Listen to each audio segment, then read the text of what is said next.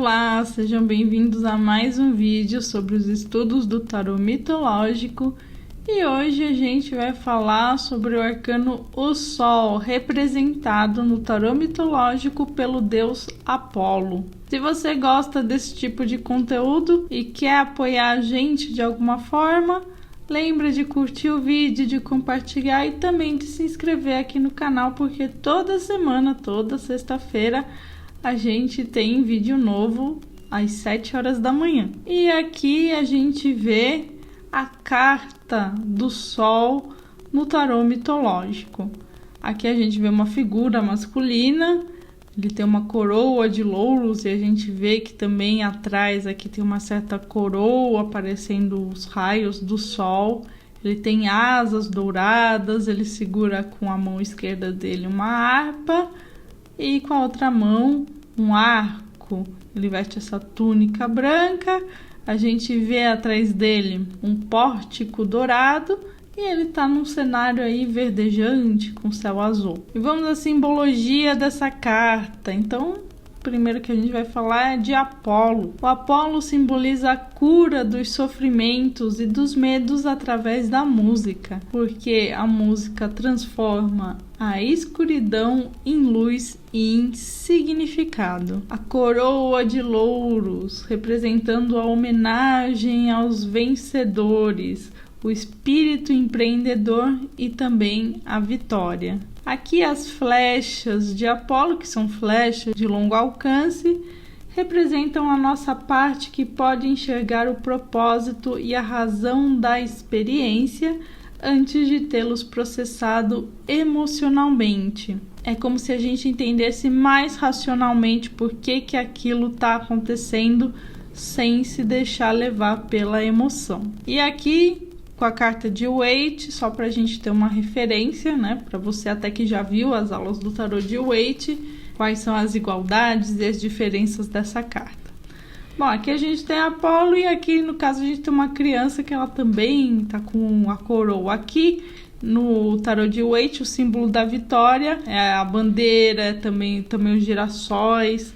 Aqui, no caso dele, são os louros e o próprio Sol aqui representado atrás da cabeça de Apolo. Aqui o Sol ele é mais representado como quase principal da carta. E aí vamos à história de Apolo. Apolo, ele é o deus Sol e ele é um cavalheiro do Olimpo e também o senhor da profecia. O apelido dele era Febo, que significa aquele que brilha. Os lugares preferidos de Apolo eram os picos da montanha.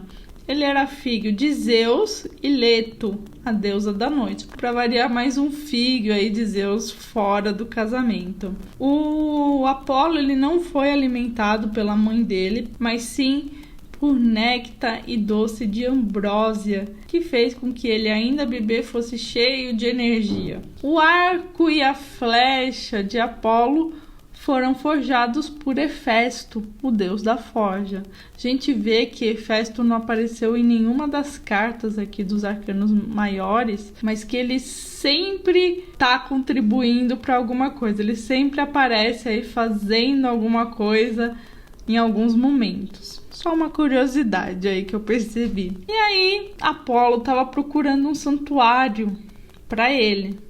E ele escolheu, lá numa montanha que ele gostava muito, um local. Mas nesse local já morava a serpente que se chamava Piton.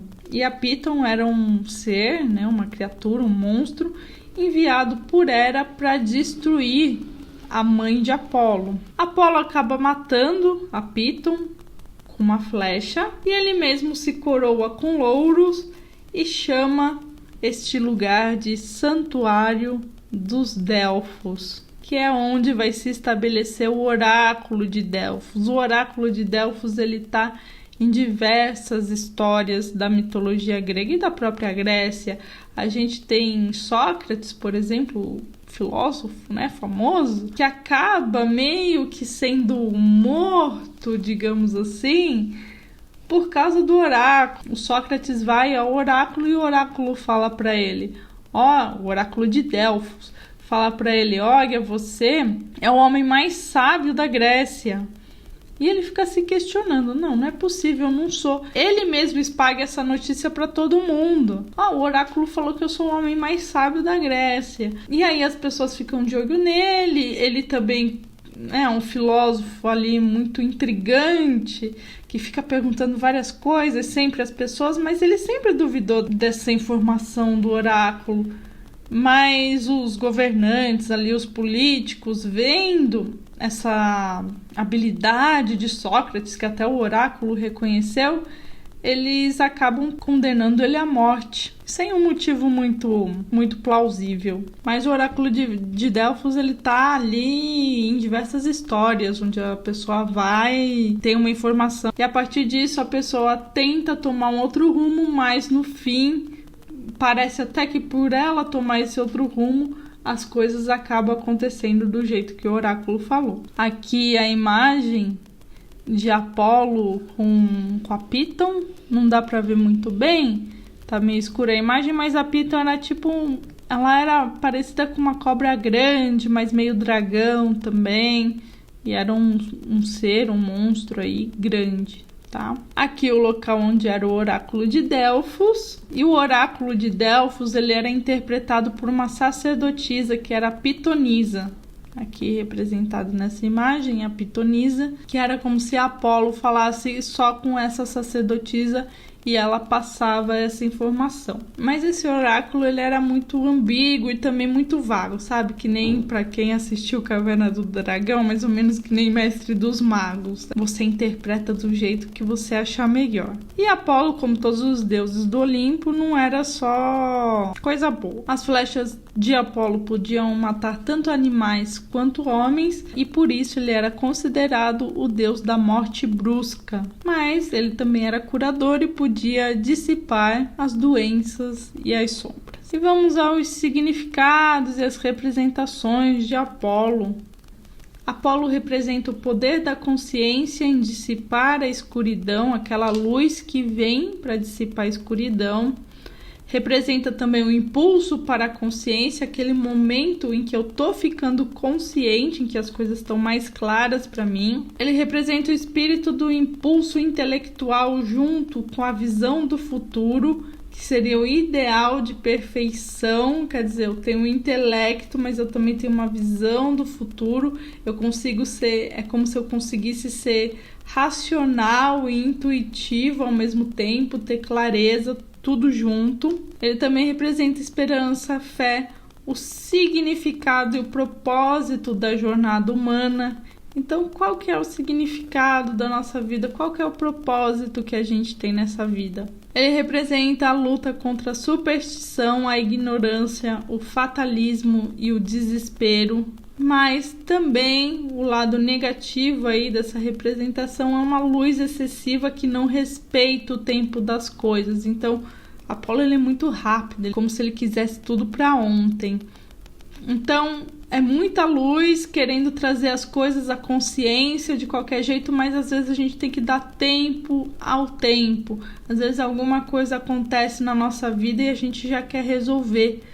Mas, na verdade, o que a gente precisa, às vezes, é só do tempo para a gente estar melhorando a nossa percepção a respeito daquilo, refletindo. Tem coisas que só o tempo e a paciência trazem. E aí, os significados dessa carta: um momento de clareza, também um momento de otimismo, a confiança renovada. Então, se a pessoa estava num momento ali com baixa autoestima, com baixa confiança, ela vai ter essa confiança renovada no Sol. A compreensão dos padrões, isso que é trazer a consciência. O que eu estou repetindo na minha vida e por que eu estou repetindo isso? Para parar com essa repetição. Geralmente essas repetições são que trazem para a gente sofrimento. E também aí significando um planejamento do futuro. Quando a gente tira essa carta, pode ser: planeje seu futuro, né? Com otimismo, com alegria, com consciência. E a frase para o nosso herói, o louco, dessa carta é: os feitiços da noite são dissipados no sol. Quando o louco chega aqui nessa carta. E agora o louco está está de posse da antevisão, como se ele já soubesse o que fosse acontecer, do propósito, para que ele está fazendo, o que ele está fazendo, e de uma fé no impulso do espírito humano, ele tendo fé nele mesmo, diferente lá da fé da estrela, que é uma fé de acreditar que algo vai me salvar, que não é uma fé em mim mesmo, uma autoconfiança muito bem enraizada. E é isso, bons estudos e até o próximo vídeo.